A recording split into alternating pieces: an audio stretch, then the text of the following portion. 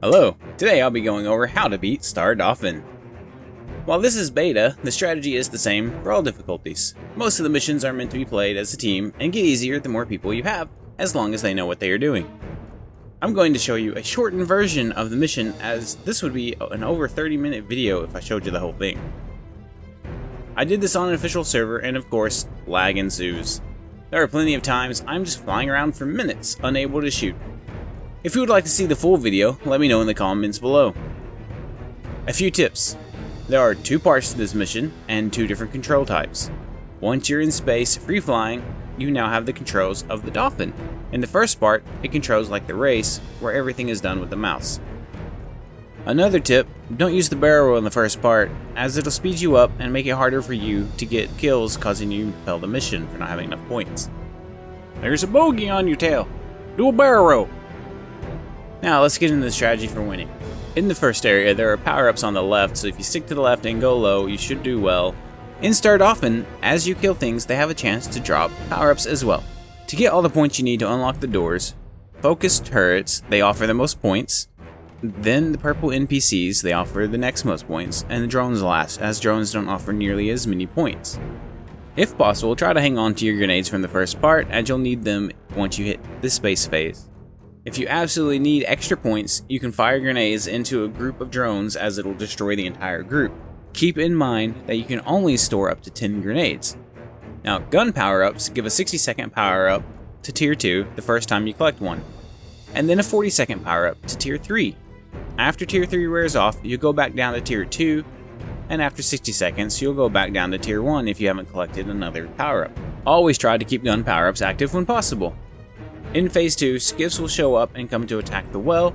You can't damage them until they're over the well and their shield drops, so just wait for that.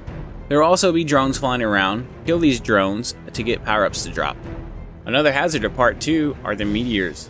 Watch out for them, as they do massive damage to the well. Make sure to kill the meteors as quickly as you can when they appear. Breaking off from the skiffs if you're alone and to kill the meteors is fine, as the skiffs do very little damage to the well. If you are in a group, it's best to have a dedicated player focus on getting the gun power-ups to ensure you always have someone at tier 3. Have the person with the tier 3 laser focusing on the skiffs, while the other player focuses on killing drones and asteroids. The player focusing on killing drones and asteroids should call out when power-ups drop. Of course, if the person killing the skiff doesn't need the power-ups, the other player should take them. And if there's more than 2 players in the mission, just split the tasks up between everyone. Now, depending on the difficulty, the meteors will do different amounts of damage. If you can survive a hit from the meteor, and it's going to hit the well before you can destroy it, just ram it. That will instantly destroy the meteor. To get through the phases, you are supposed to kill both sets of skiffs before the boss appears. So there will be a set of 2 skiffs in the beginning, and then a bunch of meteors coming. You kill those skiffs, and then dolphins will show up to attack the well, along with meteors, and eventually another set of skiffs will appear. Once you've destroyed those skiffs, the boss should then appear, and you should no longer have to defend the well. Now, sometimes the game glitches, and when the 2 new skiffs appear, so does the boss. When that happens, the skiffs become invincible. Just ignore them. Once the boss appears, he has multiple phases depending on how much health he has left.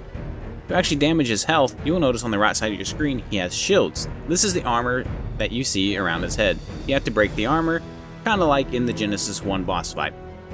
But to break his armor, you actually have to hit the different pieces. To break his armor, all of his armor, you'll have to circle his head, breaking one piece at a time. Once all the pieces are broken, then you can damage the boss. It is recommended that you try and keep your guns at tier 2 or 3, as you will do more damage to the boss. This becomes more important at later stages in the boss fight. This is because once he is low enough, turrets and NPCs spawn around him to shoot you down. When these spawn, he also does extra attacks. If you have a low tier laser, you're going to have to spend a lot more time shooting him to get his health to drop, meaning all these new enemies that spawn around him shooting at you could possibly end up killing you before you could win the fight. Once you get to the stage where turrets and enemy NPCs are spawning around him to protect him, stay high, fly fast, and barrel roll around to avoid getting shot while killing Rockwell. On top of all of this, you have to try and stay alive in the lag, so winning this mission is skill and luck. I hope this guide helped you out. If it did, smash that like button, and have an awesome day.